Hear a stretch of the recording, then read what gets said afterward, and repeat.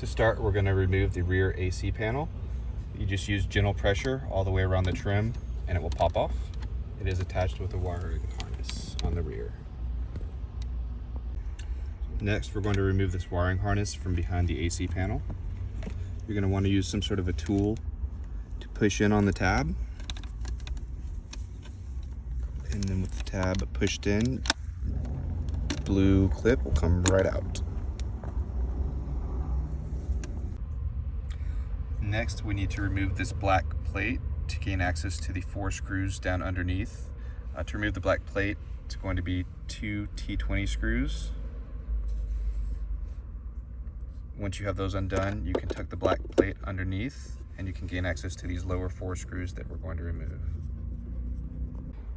With the black panel removed and tucked down underneath, we're now going to remove the 4 screws.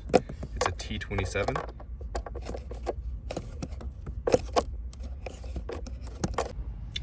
Next, remove the front cup holders. There's 2 pieces, so remove both of those. Once the floor is removed, you'll see there's 2 T27 screws we have access to, and we're going to go on and remove those.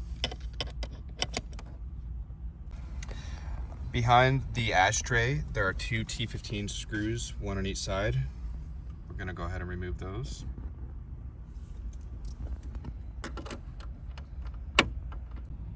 With the 2 screws removed on either side of the ashtray pulls straight out. There's 1 wiring harness in the rear to disconnect.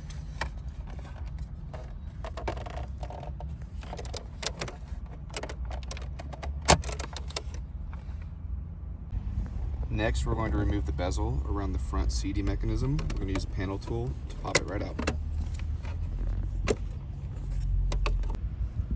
Once the CD mechanism bezel is all the way out, this is what it looks like.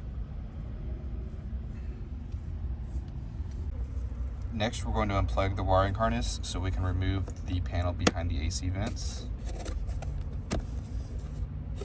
Once it's unplugged, you can just pop those right out. Before we remove the center console, we will detach this wiring harness, and you'll use a tool to release the clip that's over by the inner wall where it's attached or anchored. So you push down on the clip and the harness will pop right out.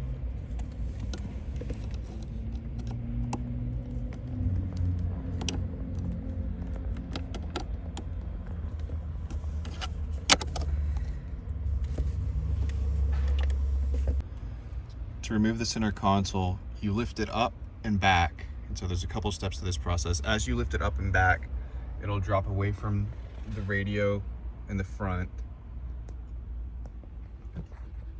You can use a box to prop it up so you can reach under your workspace. And if you reach all the way under here, there's going to be a blue connector that you want to detach. Then also, this cable was actually anchored at 2 points here and to the side, and they just pull out, and that will completely free up the center console for you to remove. Next, we're going to remove the 2 T15 bolts on either side of the radio, or the CD mech up front. It's one on the left, one on the right. After you pull the radio out, we're going to disconnect the blue wire and our main wiring harness in the rear so we can connect our CarPlay unit. For this install, we're going to install our CarPlay module in the center console. We're going to install our LVDS cable. We're going to route one end down below the driver's side so it can run to our CarPlay module in the center console. The other ends we're going to connect to this blue cable up here behind the factory CD mech and also plug in to the back of the factory CD mech. For our main wiring harness, we're going to route it the same way we route our LVDS cable behind the OEM CD mech, down the side by the driver footwell, and under our center console where it will attach to our CarPlay unit. After we've ran our main wiring harness cable, before we plug in the main wiring harness, we need to remove this optical cable at the top. There's a tab on the top and you can see a hole in the center. You want to push that tab upwards till it clears the knob, and then the optical cable will pull right out. We're going to take the optical cable and it will plug into our new wiring harness. Same thing. Push it in till the knob clicks. And now we're ready to plug in our wiring harness. With our optical cable attached to the wiring harness, we can now plug it in. And attach to the back of the OEM CD mech. So with everything attached to the back of the factory CD mechanism and it pushed back into the factory position and re-screwed, we were successfully able to route our cables, basically where the OEM cables are routed, under the center console. And we'll have all of our cables here to set up our CarPlay module. To route our cables to the CarPlay module under the center console, we just ran them to the lower part of the front of the glove box. We pulled the floor out and popped this front panel out, and we were able to route our cables. We have this auxiliary box in here. We actually need to connect an auxiliary cable too. We also have our USB cable running through here. So you want to connect this auxiliary box and the USB cable. And then also we were able to route our Wi-Fi antenna to the side of the center console. We just mounted it right here. We have all of our wires coming straight out under the center console, the OEM harness we disconnected, as well as all our wiring for the CarPlay module, our LVDS, USB cables. Next, we'll attach them. Next, we're going to set up our CarPlay module. First thing is you're going to want to verify the correct dip switch settings.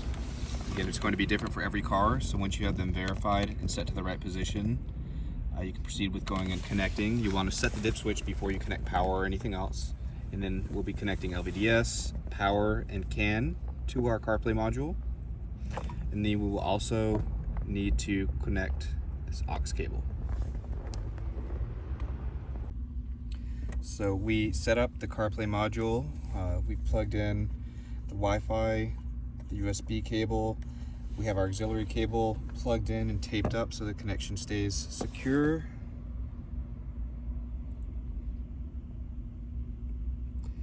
We reconnected all the OEM connections as well, and we're ready to put the center console back into place.